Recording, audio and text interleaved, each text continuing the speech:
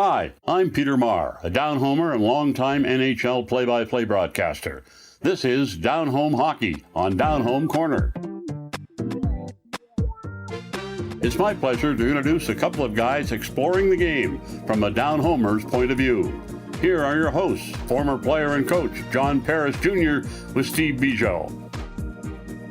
Well, thank you very much, Peter Marr. And, of course, this is Downhome Hockey. I am Steve Bujold, and my co-host is John Paris Jr. Welcome back, John. Good to have you again. Great evening. Nice to talk to you again, Stephen, and hello, everyone listening. Now, as we record this, we're on the edge of the opening weekend of the reboot of the NHL. What are your thoughts so far? I mean, everybody had one warm-up game. Any thoughts on how it went? Well, the younger ones, the adrenaline's going to be flowing high, so they took advantage of that in the exhibition game that they played. They've all had a game under the belt, but the older players, it always takes a few days, let's just say a couple of games to get them back into the fold so that they have the timing and the adjustment is made. Younger players are coming in, they're ready, their adrenaline will carry them. It's going to be interesting, though, because anything can happen. These are short series. I mean, the Western and the Eastern Conference, you have 16 teams that are playing 3 of the 5s. So that's a 5-game series. And then you have the round robin with those top 8 teams. So, I mean, basically what it comes down to is goaltending, and there's going to be some surprises.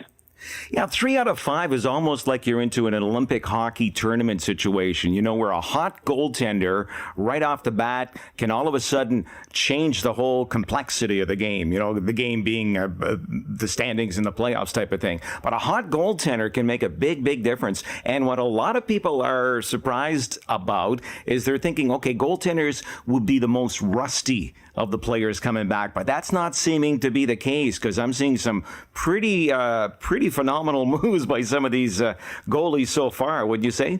Yeah, so this goaltenders work always on different aspects that a lot of people are unaware of. More cerebral, a lot of vision, a lot of reflex. But I will tell you this, whatever goaltender's hot, whatever team has a goaltender that goes out and steals a game, that first game is so important when you're playing a short series like that. So he's got to steal one. You have to have a goaltender.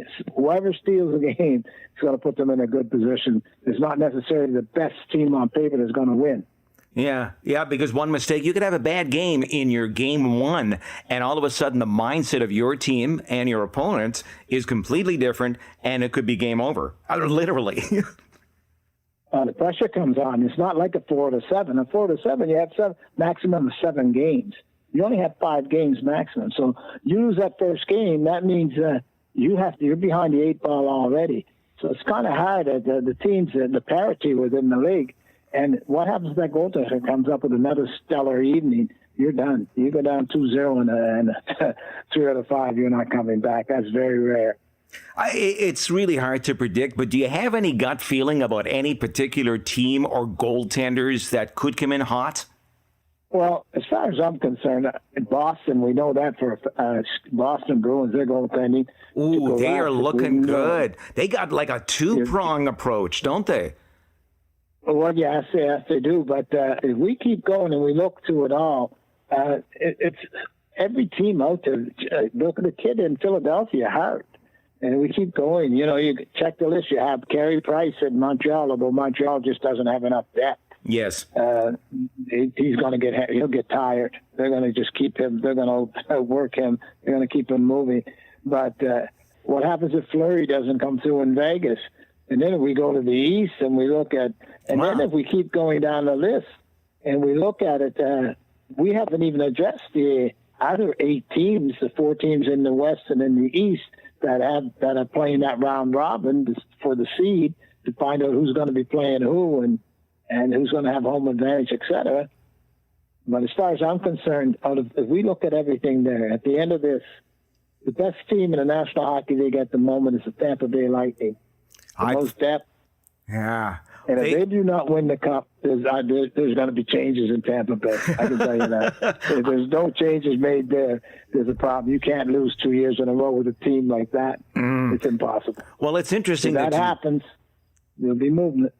Yeah, and then again, you have Washington, and Washington's going to come back to goaltending. He's going to have to come up big. So, and if we switch over, we haven't, a lot of people have to understand Colorado. Oh, goodness.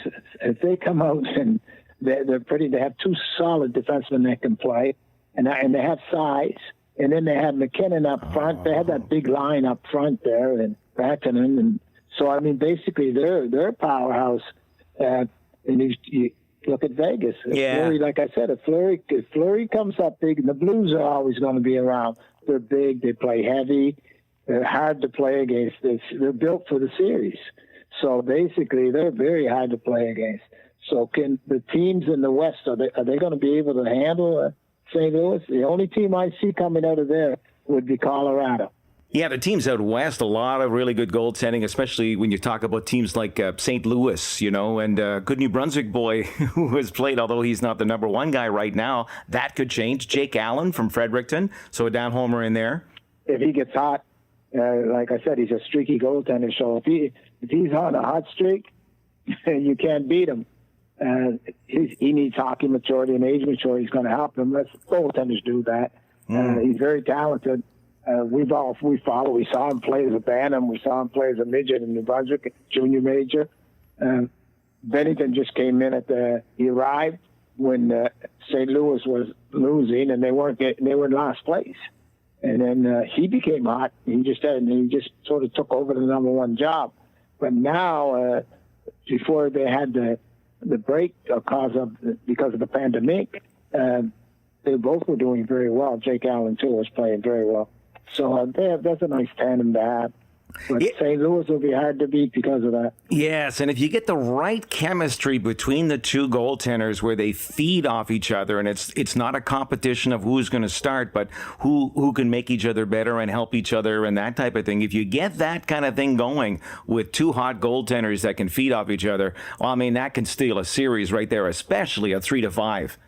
Yeah, and you have the same thing in Boston. Yeah, that's what I was. With him and with Halak and Nashville too, and then you have Nashville too, Sarah. So I mean, basically, it's just Montreal. Montreal doesn't have that. Calgary doesn't have that. Washington, they're pretty decent, but I would say personally, as far as I'm concerned, the best tandem that you could probably find, the best team overall is a Tampa Bay Lightning. And like I said before, if they do not win the Cup this year, there need to be changes made there. This can't happen because there's just too much talent and there's too much depth. They're solid in nets too. Yeah, there would be some jobs on the line if they don't go all the way. So you're thinking Tampa will be the team that goes all the way, or just in the East? You're thinking in the East, they should come out of the East. Like I said, but you never know. Washington comes in, and Washington is not. They have Ovechkin, and they can play a heavy game. They're big and they're quick. They also have a very cerebral. They've got a couple of very good centermen there in their team. They have depth at center ice. That's the thing with mindset in sports. It's if you smell that victory, all of a sudden you could be zoned in and everybody's buying into that dream. It's almost a dream that you're in the middle of, and not even a technique or a method. You know what I'm saying? Like it's so much of the heart at that point, don't you think? Well, that's part of it, but matchups too has a huge word to say. And I mean, a lot of times certain teams have problems against certain teams, and they play better against another. So a lot of times in playoff hockey, you pray to meet the team that it may be a team that everybody else can, has an ease of playing against, but your team never can produce. You don't want to meet them.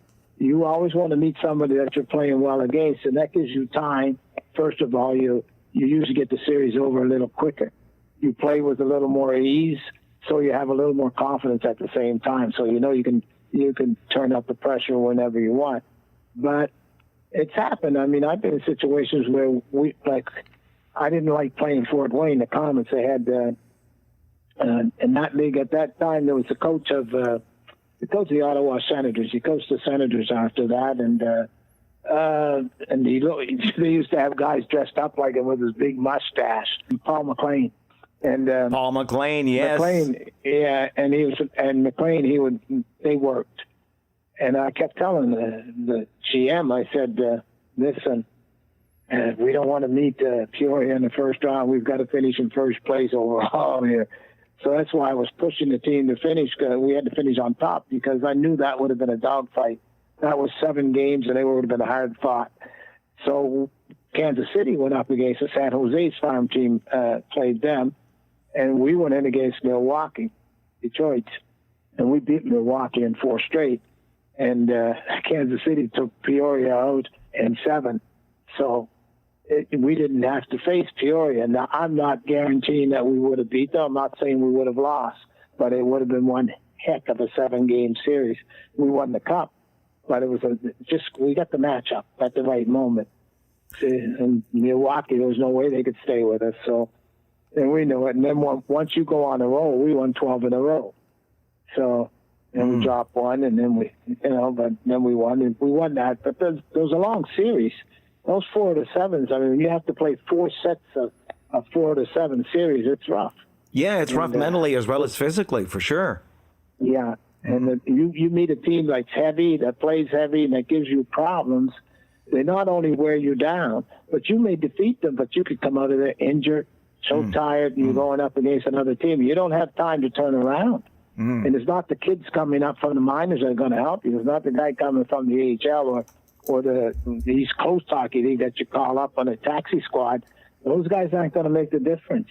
So you know darn well you have to be healthy. You have to be rested as much as possible. And hopefully you have the right matchup to start the series.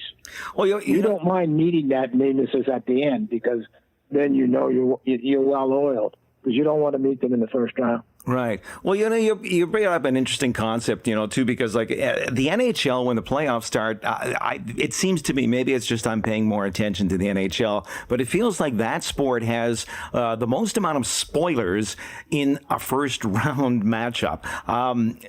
Very often when the playoffs begin, there's always one spoiler in round 1, and then that changes all the dominoes, as you say, So teams can be a spoiler, and all of a sudden the team that you were worried about, you're not going to meet now because the other team beat them, and you can handle that team well. So it's a whole bunch of different ingredients in a whole soup that's mixed up and then being heated up at the same time. That's what it is. Yeah. Exactly. And like I said, you have to be healthy.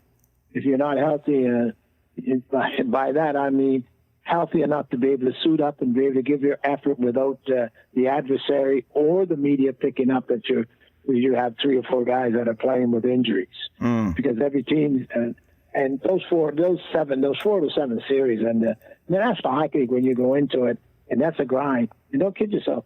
The American Hockey League, when they go into the series, that's hard. It's a very difficult road, and the difference between the two is the options. An NHLer, he'll have maybe 3 or 4 options in making a play or in a situation, where an AHLer maybe 1 or 2 options. So that's the difference between the two. But as far as the toughness of the game, the ease of of adjustment, it's a little easier to do it in the NHL than it is in the AHL because the game is completely they're all trying and vying for spots to be seen, etc. And sometimes they just overkill with effort.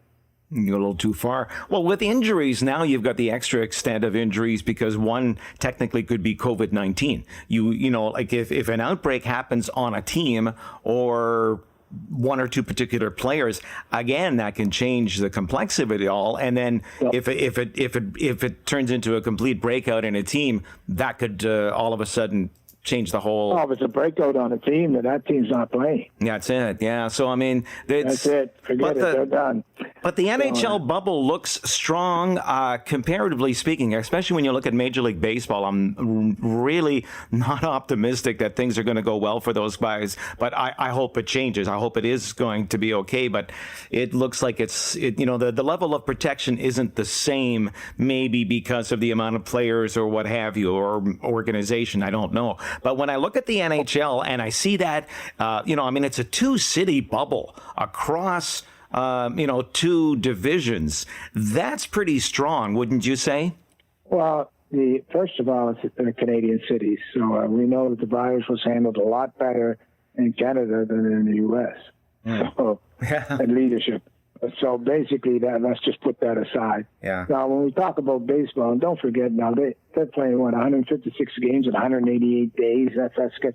I mean, they just played too many games, and that's a major problem with the virus that's there. Well, yeah, but they're just down to a 60-game season, though. But even so, they've had breakouts. Yeah, but still, the way that they put the 60-game schedule is, it's still, how would I say that? It's not working. That's what they're doing with that 60-game schedule, is finishing what they had from the 2019-20 season. That's not really, because it's not conducive. They're going to try, but they still have to put the 2020-21 season in after that 60 games. They're going to try. And they're already working on some kind of a plan to have that played in the warm-up or the indoors, because most of it's indoors, but they have, they all have closing roofs and that, so forth. So, but the NHL is much more contained, eh? No, hockey just did it better. Hockey just prepared. Hockey did better testing. They did it's just better, and they had the advantage of having Canadian cities that were more advantaged. Now, I'll give you an example. The Canadian government didn't permit the Blue Jays in Toronto. They're not allowed to play in Toronto. I know. They didn't want the American teams coming in. So that was a smart move. They were protecting the population and et cetera. We're in the U.S. They didn't do that. So what they could have done is prepared a plan similar to what the NHL has done, and maybe in more cities, but they could have done that, but they didn't. So, but they had the reason, so I'm not going to get into it. I'll stick on the hockey side. I'm not going to throw stones at baseball. We're all sportists, and they all have to answer to not only the consumer, they have to answer to sponsorship, television rights, et cetera, and so forth. So there's a lot more to it than meets the average person's eye. And that's a good thing too. Like when you mention, the obligations and the responsibilities, the NHL players want to get back to the game simply because they love the game of hockey. But the collective bargaining agreement gives them a certain percentage of sales. So the NHL merchandise that's being sold at games and sold online and that type of thing, as part of the CBA, the players get a certain percentage. So they're also on the hook if they lose money. So this, so when we think of athletes and we think of all these rich, affluent people who are, given these silver spoons, this is a different situation where, these silver spoons could be taken away really quickly if things don't. It's business. Yeah. It's business. And it all comes back to that. Now, for example, and as far as them making their salaries and, a lot of people become upset because they say they're making too much money. I can tell you because I know. Exactly. If they're paying a player $80 million, $30 million, or $100 million, you can be sure that they're making at least 30 to 40% more off of that player. A $100 million player, they're getting $200 million or $180 million in paraphernalia, et cetera, et cetera, et cetera. So all of that is just business. So, and they have short careers, et cetera, and more power to them anyways. But there's no team paying an athlete unless they bottom out. Then you lose somewhat because you don't have the sales coming in for them, and sponsorship sometimes slips a bit. But in the hockey world, for example, the only players that are really, Scott Gomez, that was a bad. Every team has a couple of players like that, but the majority of players, if you sign them and they're getting $3 million or $8 million, whatever it is a year, you can be sure, like Sidney Crosby, he's made millions for the Pittsburgh Penguins, millions. Carey Price has made millions for the Montreal Canadiens. Don't kid yourself. It's interesting how, they always say, gee, that's too much money to play this game. And that's, I've heard that all my life because salaries, of course. They're not just but they never paid because they pay. I know. And because they play. They're getting paid because they create that kind of revenue. Not only the performance on the ice, but the revenue that they create for the team is business. So it's only normal. I'm just saying it's interesting. We're working for a radio station and we're drawing in, we have 500,000 people tuning in to us. We could be the worst group, but they're going to pay us because we're revenue. For them, that's their business, their revenue. So, well, yeah, it's interesting how society always seems to side with, they go, well, that's too much for an individual to make, but they don't seem to have a problem with a company making that amount of money. Like it's interesting that that the narrative comes from, the business side and not from the individual worker or the employee's side. But again, that's another, hour and a half. They're not always aware. And a lot of times they do not stop and take a moment to research. Yeah. I mean, the billions of dollars that some of these corporations are making. And I mean, you could have a CEO of a company every year getting $30 million bonuses outside of his regular salary. So he could be taking home $150 million, $200 million. At the end of his career, he might have made $500 million. Yeah. So yeah, and you want to keep in perspective too that not too many owners get into the game to lose money or just for the love of the game type of speak. So like that may have got them there in the first place, but again, like you say, it's a business. Well, that perked their interest. Yeah. The love of the game and passion perked their interest, but business made them invest their dollars. That's right. Well, let's get away from the business and the dollars part of it. I mean, you're one of the greatest teachers and one of the most knowledgeable hockey people I know. You wanted to address something towards the parents and players and coaches. Yeah, Well, we'll start with the parents, and they need to do a little more research, and they need to take a step back. You have a multitude of parents today when their child's playing hockey. They're spending thousands of dollars. Some of them are spending $20,000 to $30,000 during the season. Others $15,000. And at the end of it, a lot of times they're spending between $100,000 and $200,000. Now, at any time you're going to spend money, there has to be a return. You do not just give money away. And a lot of parents are giving money away. They're actually just giving money away to sports directors and associations, et cetera, that are running programs, and they're doing it all year round. The private coach or a professional say, well, I have a professional skill coach. Well, who told you he was a professional? Where did he get that title? Where did he hone his skills? How good is he? Oh, yeah, he's good. I like him.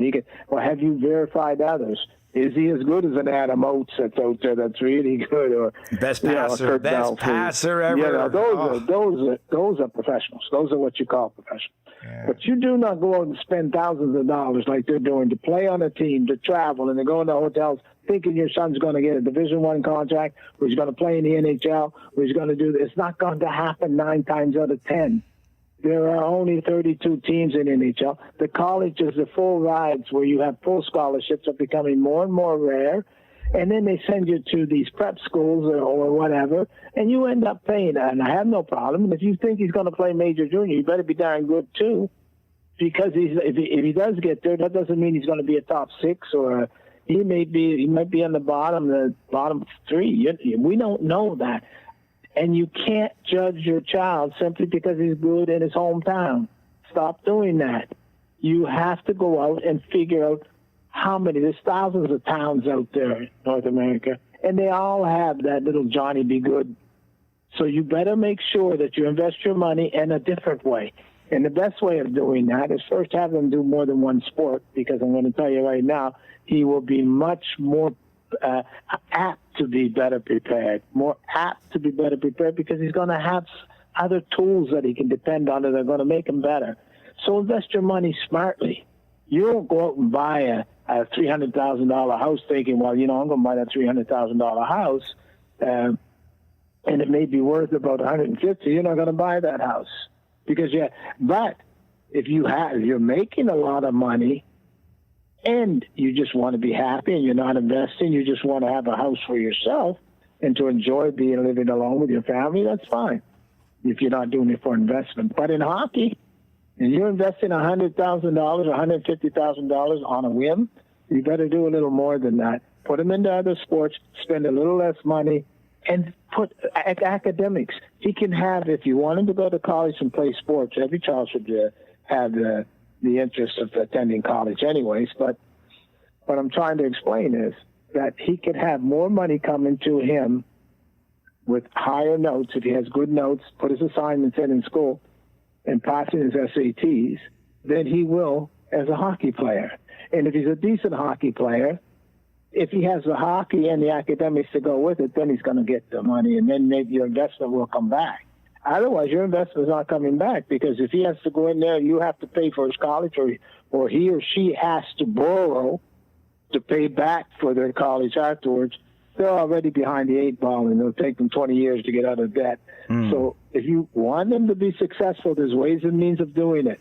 And we have a program that's coming out anyways, this 4 to 6 step program where, not to make money, I just want people to understand there's a protocol. There's a way of going from the inside to the outside.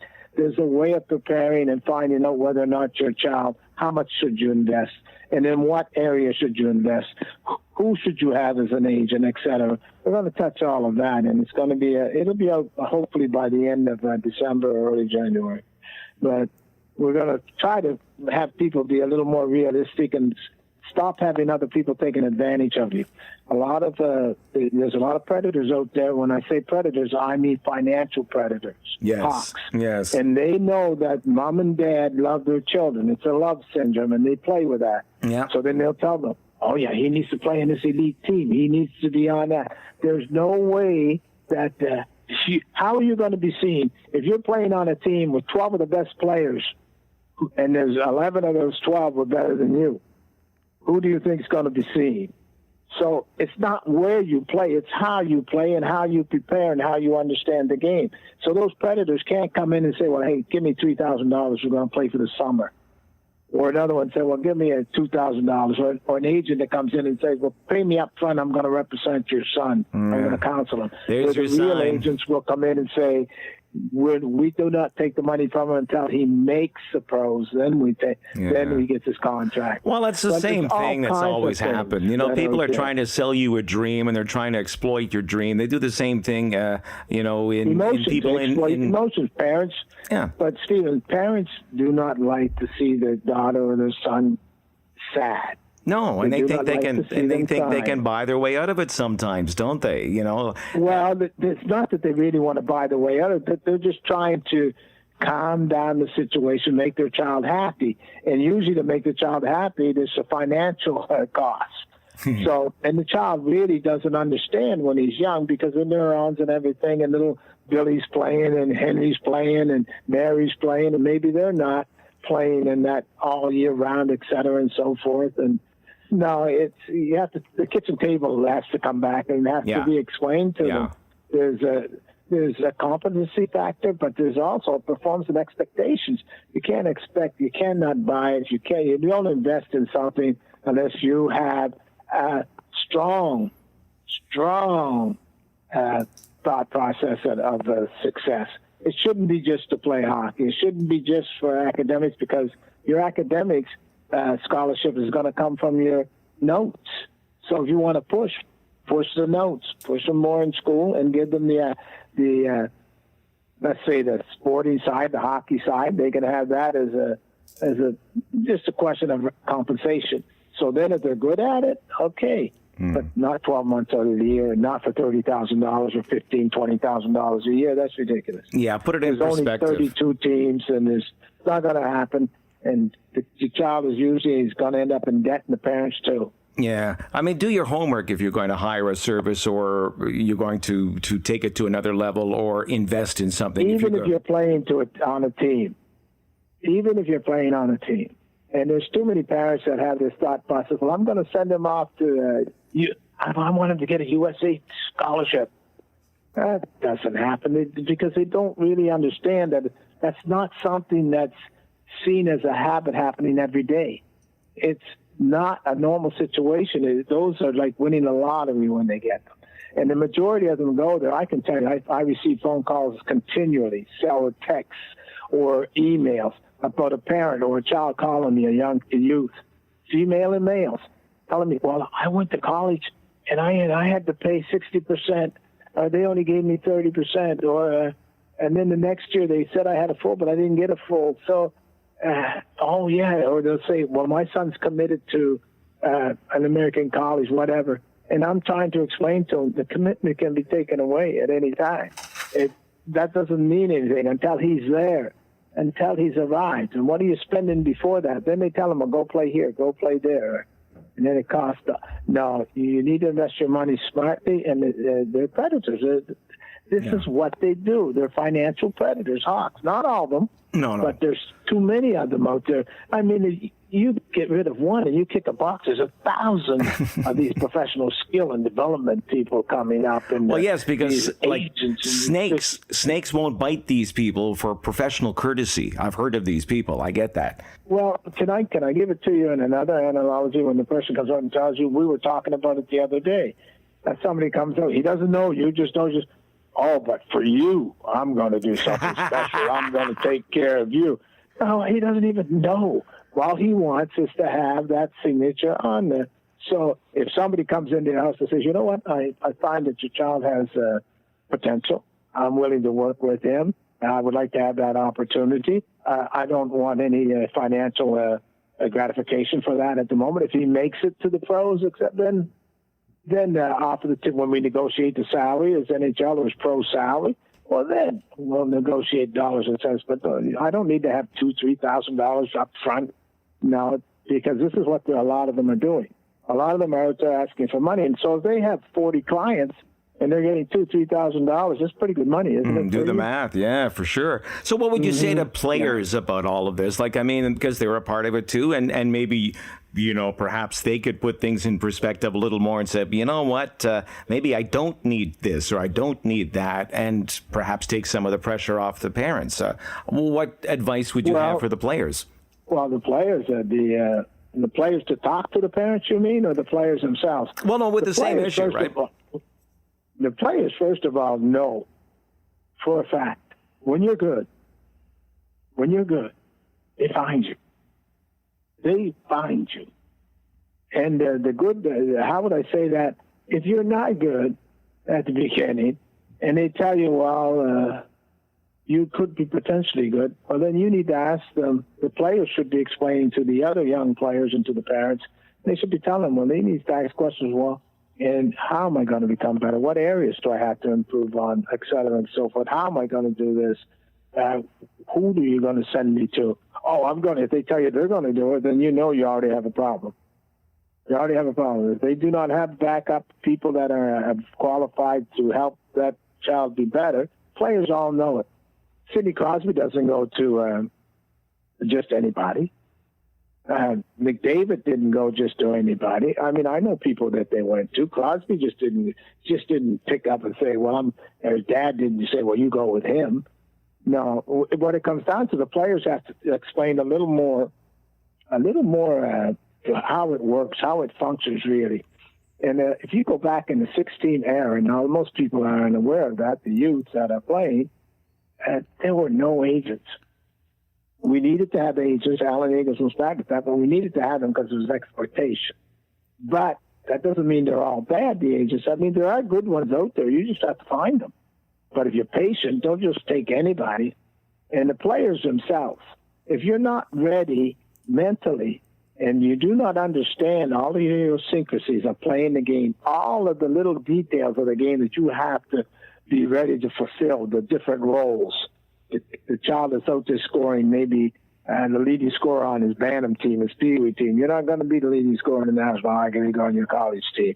So you better be ready to be able to perform in another role. You may have to become a better checker. You may have to become better playing the 200-foot role, and you may be a third liner. You may turn into because you have on a team, they're going to have a top six. They have one or two scorers.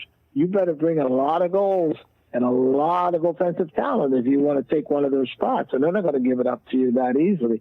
The competition is very, very strong. So my advice is simply that hockey and age maturity kick in, practice other sports at the same time. And if you're going to invest money, invest it in preparing in the areas, cerebral areas, understanding the game, hockey awareness, hockey IQ, et cetera, because you can improve your hockey IQ. All things like that. And take the time at home. A lot of things that you're paying for, you can do on your own. When we go for strength and conditioning, we go to a professional trainer. He gives us a program, and then after that, we work it. that's what you need to do. Once you understand, to shoot a puck, you need a personal trainer to stick handle. Do you need a professional skill guy that's easy to stick handle, do chop suey all night? You get in a game and you can't do it. So because you don't have any time and space. So all of that is preparation. You have to prepare yourself to be able to perform. And that comes from within. You take it from the inside to the outside. Nobody's going to give it to you from a stranger coming on telling you he's going, oh, well, yeah, I love your son, I love your daughter. They're great, they're outstanding. Yeah, I'm going to do favors for them. Yeah, no, nobody does that unless they're older. People like myself will do that simply because we want to help. We're giving back. We've been there, done that. Our careers are over. We're retired. But somebody that makes a living doing that, he is going to prey, a lot of them, not all of them, but a lot of them will prey on your emotions. You got to be careful out there. Watch yourself. Well, that's a good topic for an upcoming episode, I think, John, as we wrap this up here. I think we could talk about the role, what your role is as a player, and I think that that might, we could break that down a little bit and help players to kind of understand, finding out and learning your role in the game and where you're going to take that for your success in your career. Well, yeah, and Stephen, you know as well as I do, most players do not understand who. Yeah. They don't understand who. They go out, they play, and they're offensive, they're scoring goals, and they're playing Pee-wee hockey, midget AAA hockey, et cetera. They're good. But they don't understand that now there's more to it. The who? There are roles, and you're going to have to learn to be able to fulfill roles. There's accountability, responsibility, expectations, et cetera, and so forth out there. Right now, they're paying to play. Later on, if you're fortunate enough to be paid to play, then it's your job. And they need to understand that as a job description, it's the same as somebody working in a factory or a store or whatever, or in a corporation. There are guidelines that have to be followed, and there are certain things that have to be fulfilled. If they're not fulfilled properly, they are let go, fired, or on the unemployment line. Well, in hockey, you're either traded, released, and their careers are usually short if you're not able to fill the roles. And I have news for a lot of people that are listening. If they will verify the number of drafted athletes that play more than 100 games in the National Hockey League, they're going to be flabbergasted to find out it's not that many. All right. Well, we got some good topics. Not that many. We got some good topics. We have topics for the future. Yeah, we got some good things in this episode too. So I think we should check in about a week or so into the season and see where we are and what's going on and what your thoughts are at about that point. What do you think? Yes, and somebody should. Some people should put in. Let us know who they think is going to be in the finals. Yeah. Okay. After this, let us know who they think is in the finals and who they think. Also, I'd like to know who they think is the best goaltender in the National Hockey League right now. And do not overlook the Hart kid in Philly, or they're all good though. Really, I mean, we go to Columbus. They're also darn good today. This is the difference in the game today's goaltending. Yes. They're so darn good. Yes, and like when you look at it, they've adjusted their equipment quite a bit over the years and changed different dimensions of the net and all that different things. So in a lot of ways, it's harder for a goaltender today. You say, like it wasn't the same thing back then, in the 30s and 40s. Well, yeah, but it's I don't know. You weren't getting 100-mile-an-hour slap shots every second shot, So well, the kids are bigger too. Yeah, don't forget bigger. The goaltenders now 6'4", 6'5", 6'6". But the ice surface hasn't changed. I'm just telling you, goaltending, the game has changed, but goaltending has been the biggest thing that I've seen. I agree. The hugest improvement. John, in goaltending. I'm going to go out on a limb. Then you said, who's going to be in the final? Okay, well, I'm going to go out on a limb. I like Tampa, so I'm going to say Tampa in the East, and I think and maybe it's more gut than anything else, but I'm going to go Vegas in the West. So I think the finals will come down You're going with Vegas, are you? Yeah. In the West. Well, what happens in Vegas stays in Vegas. Yeah. In Vegas. Usually what happens is going to be two teams get in there that we didn't even talk about. Yeah, that's what'll happen. So, anyway, so I say Tampa and Vegas, and you say Tampa. Myself, I'm going Tampa. Well, there we go. Okay, well, let's see. I mean, we tend to be on these things. We tend to be wrong, but let's see. Right. Let's see what happens. But it's fun. It's fun, and it gives people a chance to Say, look how dumb they are. I know. We are, you know. Well, I told a friend of mine. To our Stephen and John. They can't even name who's going to win. Yeah, no kid. I told a friend of mine who I interviewed way back, a musician friend of mine who I worked with in radio years ago. I said, here, it was right at the start of I think one of the Maple Leaf playoff series games, and we were talking about it. I said, the great thing about this show, it's time travel. I said, right now, people who are listening to this show a year from when we recorded it already know the answer. So who do you think? And then we go ahead with our predictions. So, Anyway, listen, let's move ahead to the future in time travel, and let's do another show real soon, and let's see what we get. Thanks a lot, John. Oh, we didn't talk about John Chaika. And down in Phoenix, he quit. He resigned, and just before they're going into the series, we have to talk about him. But I have a little insight on that, so we'll talk about that next time. Okay. Yeah. Who's this? Who are you talking about? The coach? The general manager, president of the Phoenix Coyotes. Oh, is that right? He's in the middle of a scandal? He played in Woodstock in I think around 2007, 6, something like that, 5. Oh. Not a young man, but he's an analytics guy. But anyways, there's an inside more going on there than... okay, well... They're both throwing darts at each other, but there's more to the story. We've got a couple of other coaches on the hot seat. Well, let's wrap it up for this edition of Down Home Hockey. Thanks a lot, John Paris Jr. We'll look forward to your thoughts and what's going to transpire in the weeks ahead. It's going to be some fun things going on with the NHL season rebooting, and I'm going to have some fun. And maybe we can bring a guest in too, eh, John? Yes, we're going to have a little bit of pleasure. Phoenix Coyotes, their general manager quit. We have an inside there. We have a few insides on some coaches on the hot seat. And there's a couple of GMs that are not happy at the moment in the show. So it's going to be very interesting. Plus, we're going to have the results coming too from the games. So, all good. All right. Thanks a lot for your time, John. Look forward to the upcoming next episode. Take care. Stay healthy, everybody, especially you too, Stephen. You too, John.